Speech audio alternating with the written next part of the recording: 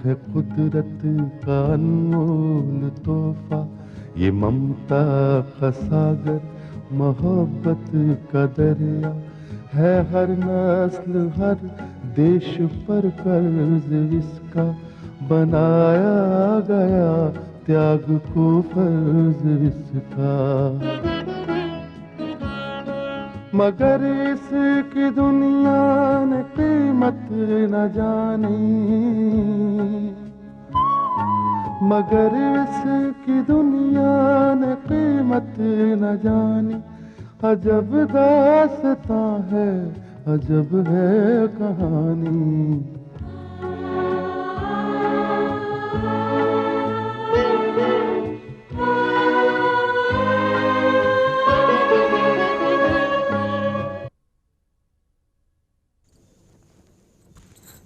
नमस्ते दीदी। अरे कुसुम, कैसे आना हुआ? बस यूं ही। आओ ना, आओ बैठो। सब ठीक तो है ना? हाँ हाँ, सब ठीक है। तुम ठीक हो तो फिर डॉक्टर शकुंतला के क्लिनिक में आने की क्या जरूरत होगी? क्यों, मैं आपसे ऐसे ही मिलने नहीं आ सकती? जरूर आ सकती हो, जब चाहो आ सकती हो। दीदी, मैं आपसे एक अजीब सी बात कहना चाहती हूँ।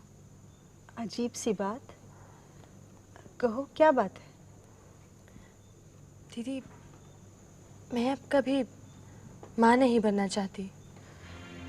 ये तुम क्या कह रही हो? तुम तो पहले ही। मैं जानती हूँ, मगर मैं अपने आप को इस बात का यकीन दिलाना चाहती हूँ कि मैं अब कभी माँ नहीं बन सकती। आप मेरा ऑपरेशन कर दीजिए।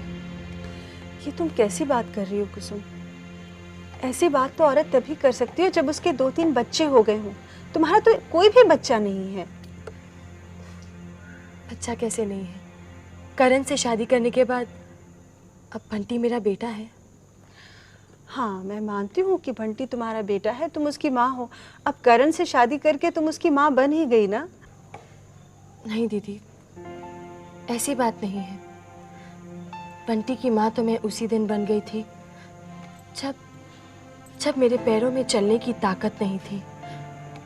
मैं व्हील चेयर पर थी। और सिर्फ इतना ही नहीं, मेरी गोद उजड़ जाने से मेरे दिलो दिमाग पर जो सदमा हुआ था, शायद उस सदमे के वजह से मैं मर ही जाती। मगर ऐसे वक्त में करण मेरी जिंदगी में आए। मैंने अपने बच्चे की सूरत में बंटी को देखा, और बंटी को देखते ही मेरी ममता एक बार फिर से जाग उठी। और जब डॉक्टर्स ने मुझे जवाब दे दिया था, तब करण ही थे जिन्होंने आगे बढ़कर मेरा इलाज किया। और तब मेरे अंदर जो जीने का जज्बा पैदा हुआ था, वो सिर्फ बंटी को देखकर था। अगर सच पूछा जाए तो मुझे दोबारा जिंदगी देने वाले सिर्फ करण ही नहीं है, बल्कि बंटी भी है। मेरी जिंदगी तो बंटी की कर्जदार है। मैं नहीं चाहती कि मेरे और बंटी के दरमियान कोई और बच्चा आए। मैं सब कुछ कर सकती हूँ, मगर अपनी ममता को नहीं बांट सकती। दीदी, अगर मेरी ममता पे किसी का अधिकार है तो वो सिर्फ बंटी का। अगर मेरे प्यार पे किसी का हक है तो वो सिर्फ बंटी का। मैं उससे उसका हक नहीं छीनना चाहती। कुसुम, मैं तुम्हारी इस भावना का, तुम्हारे इस त्याग की भावना की बहुत कदर करती हूँ, लेकिन मैं एक डॉक्टर हूँ। मेरा पेशा इस बात की इजाजत नहीं देता कि मैं तुम्हें माँ बनने के हक से महरूम कर दूं। नहीं दीदी, आप मुझे माँ बनने के हक से महरूम नहीं कर रही हैं, बल्कि आप तो एक बच्चे को उसका हक दिला रही हैं। मेरा माँ बनना बंटी पर एक बहुत बड़ा जुल्म होगा, और एक माँ होने के नाते मैं अपने बच्चे पर जुल्म नहीं कर सकती। मेरी मजबूरी को समझिए। प्लीज मेरा ऑपरेशन कर दीजिए। मैं हैरान हूँ कुसुम, ये सोचकर कि कोई औरत इतनी बड़ी कुर्बानी कैसे दे सकती है। लेकिन इस ऑपरेशन के लिए सिर्फ तुम्हारी ही मर्जी होना काफी नहीं है, इसके लिए करण की परमिशन लेना भी जरूरी है। करण की परमिशन? हाँ। लेकिन दीदी, करण इस बात के लिए कभी तैयार नहीं होंगे। तो फिर ये ऑपरेशन भी नहीं हो सकता। दीदी प्लीज, मैं आपसे विनती करती हूँ, ये ऑपरेशन कर दीजिए और ये बात सिर्फ हम दोनों के बीच ही रहने दीजिए। नहीं कुसुम, अव्वल तो मैं ऐसा रिस्क ले नहीं सकती। दूसरे, एक डॉक्टर होने के नाते तुम्हारे पति की मर्जी के बिना ये ऑपरेशन करना एक जुर्म होगा। दीदी, तो फिर आप करण को मेरी तरफ से समझाइए, उसे मेरी मजबूरी बताइए। मुझे यकीन है कि वो आपकी बात जरूर मानेंगे। मेरा पेशा इस बात की इजाजत नहीं देता। हाँ, अगर करण खुद आकर मुझसे सलाह करता, मुझे इस बात के लिए कहता, तो शायद मैं इस बारे में सोचती भी। लेकिन दीदी, ये मुश्किल सिर्फ आप ही आसान कर सकती हैं। नहीं नहीं कुसुम, ये मुश्किल ही नहीं, मेरे लिए नामुमकिन है। मैं ऐसा हरगिज नहीं कर सकती। And you may go now please. ठीक है।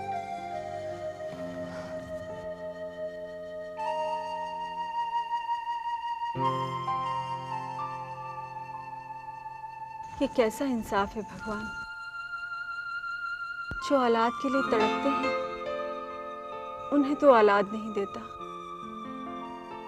और जिन्हें तो औलाद देता है, वो तेरा उपहार ठुकरा देते हैं।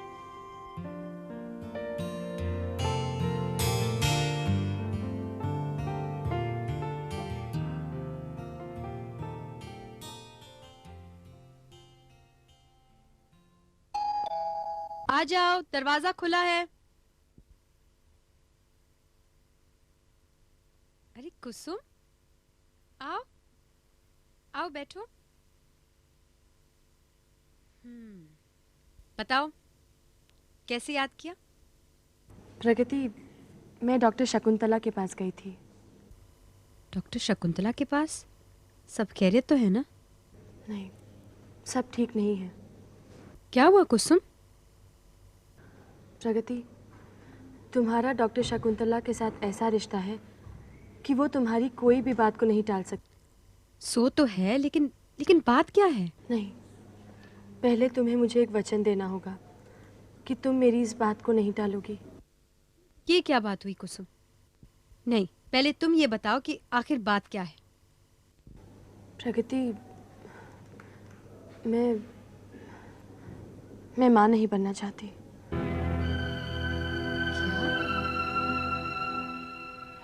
कुसुम, क्या कह रही हो तुम? हाँ प्रगति, आज करण से जो मेरा रिश्ता है, वो सिर्फ करण के बेटे बंटी की वजह से है। वो तो ठीक है, लेकिन इससे तुम्हारी माँ बनने या ना बनने से क्या संबंध? प्रगति, मेरी तरह करण ने भी अपनी जिंदगी में बहुत कुछ खोया है। उन्होंने अमिता से शादी की, उसके हालात पर तरस खाके, लेकिन मैं जानती हूँ कि उनके दिल में अमिता के लिए कितनी जगह थी। वो कितना प्यार करते थे उससे। और बंटी अमिता की आखिरी निशानी है, और करण उससे अपनी जान से भी ज़्यादा चाहते हैं। और अगर सच पूछा जाए तो मुझे और करण को मिलाने में बंटी का बहुत बड़ा हाथ है। मुझे नई जिंदगी देने में बंटी का बहुत बड़ा हाथ है।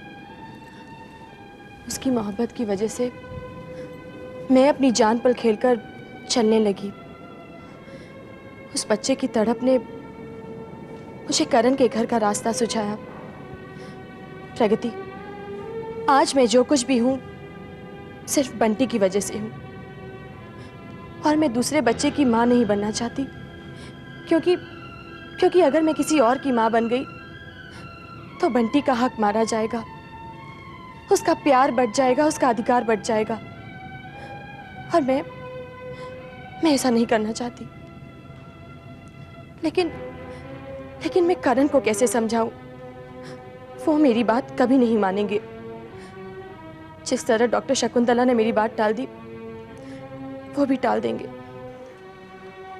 लेकिन प्रगति, मैं चाहती हूं कि तुम डॉक्टर शकुंतला से बात करके उसे मेरा ऑपरेशन करने पर राजी कर लो और वो करण को बिना बताए ही मेरा ऑपरेशन कर दे।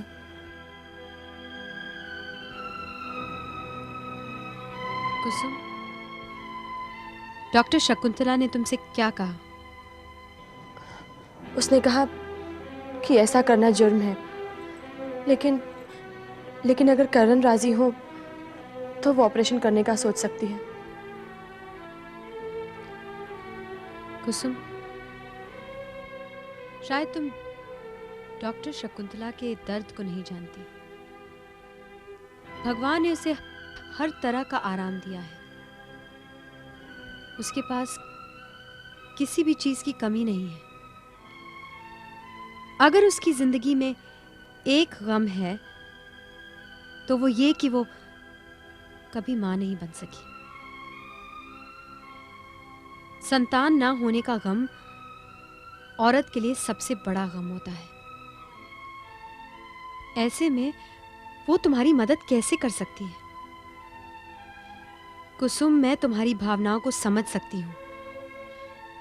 तुम सोच रही हो कि अगर तुम्हारी संतान हो गई तो तुम बंटी को इतना प्यार नहीं दे सकोगी, उसके साथ अन्याय करोगी।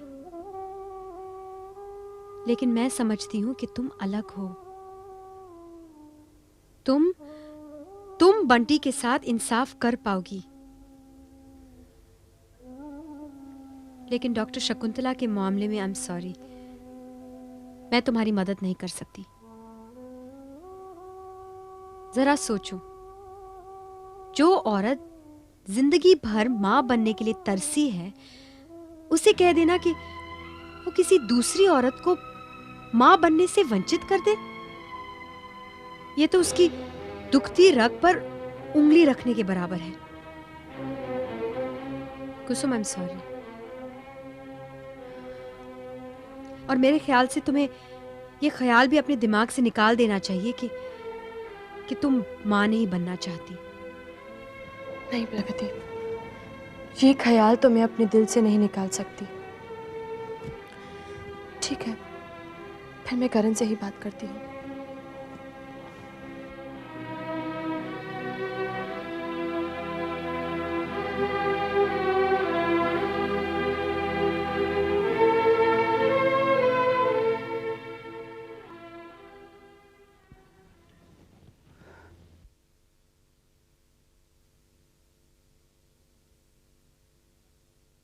कुसुम, ये तुम क्या कह रही हो? क्या कह रही हो तुम?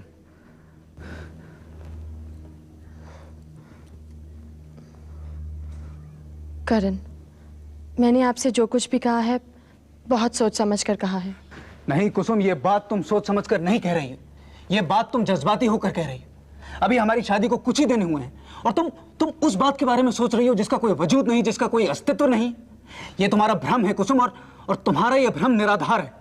नहीं करण, ये मेरा भ्रम नहीं है, और अगर ये मेरा भ्रम भी है तो ये निराधार नहीं है। मैं एक औरत हूं और मैं जानती हूं कि एक औरत जब मां बन जाती है तो उसका दिल किस तरह बदल जाता है। औलाद की मोहब्बत उसे क्या से क्या बना देती है। लेकिन आप नहीं समझ सकेंगे एक मां के दिल को। जब मेरी गोद जुड़ी थी उस वक्त मेरे दिल पर कैसी आरियां चली थी। रात दिन बस एक ही ख्याल आता था, हर तरफ बस उसी की तस्वीर नजर आती थी। करण, किसी मां की गोद से बच्चा छीनने का यह मतलब होता है कि जैसे जिस्म से किसी अंग को खींचकर फेंक दिया हो। जिस्म घायल हो जाता है, वो जख्मी हो जाता है और दर्द से तड़प उठता है। उसकी टीस उम्र भर नहीं जाती दिल से।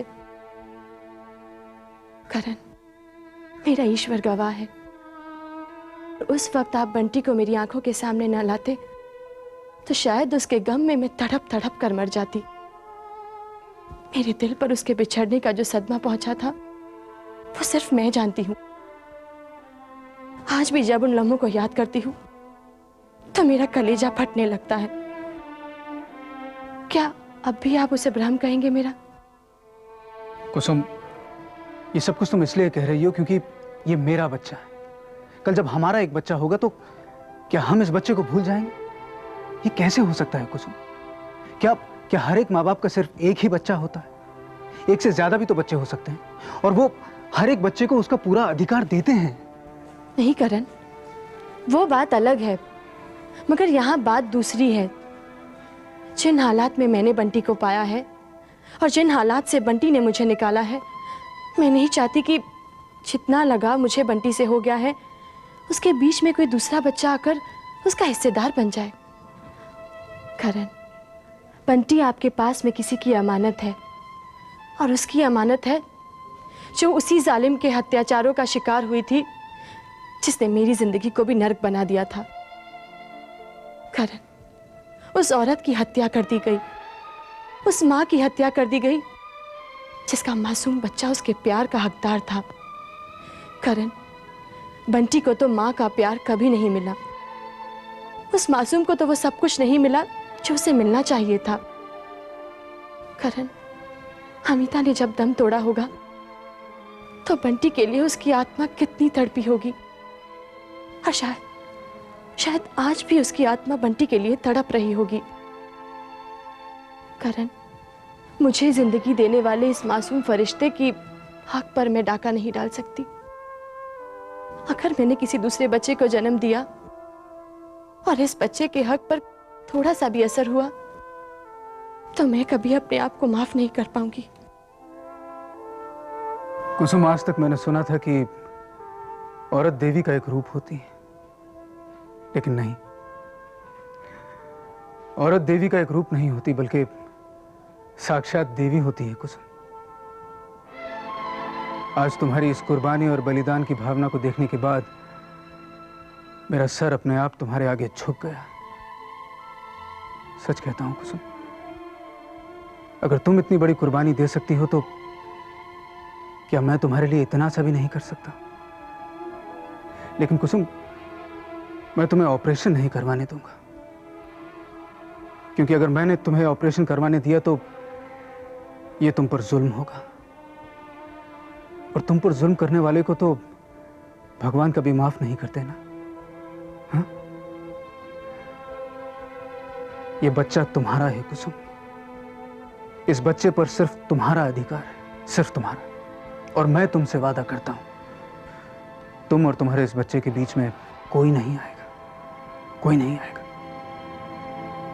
तुम जैसा चाहोगी वैसा ही होगा। तुम सब कुछ छोड़कर मेरे पास आई हो, इस बच्चे को अपने सीने से लगाया है। तुम जैसा चाहोगी वैसा ही होगा कुसुम। अगर तुम इतना बड़ा त्याग कर सकती हो तो क्या मैं तुम्हारे लिए इतना नहीं कर सकता? मुझ पर भरोसा रखो कुसुम,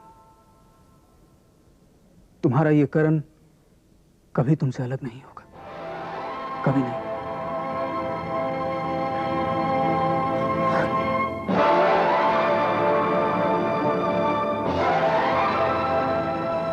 तनवीर बेटे, अजीत, जल्दी से आ जाओ नहीं तो नाश्ता ठंडा हो जाएगा। ओहो, क्या बात है, गरम गरम नाश्ता।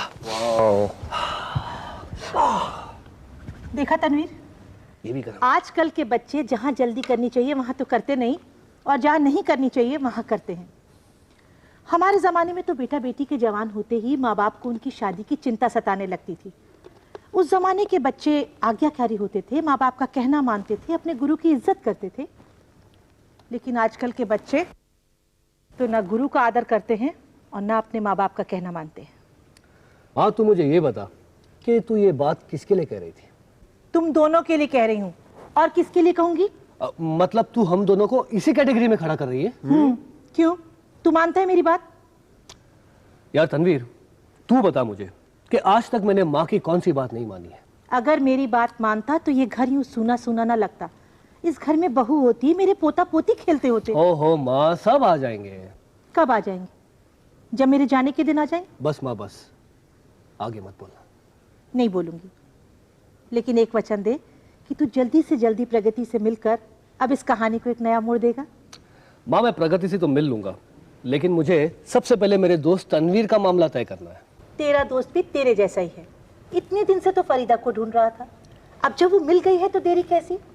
अपने माँ बाप से बात करके उसके घर क्यों नहीं जाता? नहीं आंटी, ये मुमकिन नहीं है।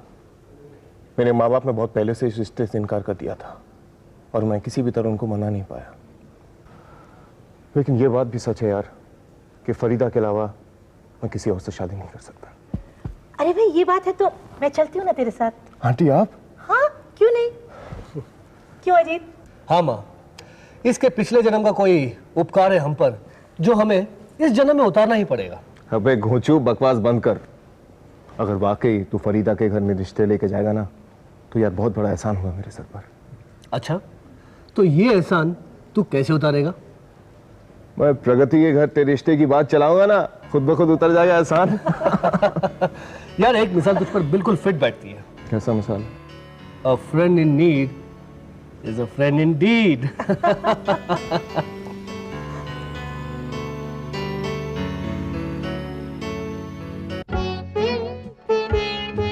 है दुनिया में इंसाफ की ये निशानी, अजब दास्तां है, अजब है कहानी।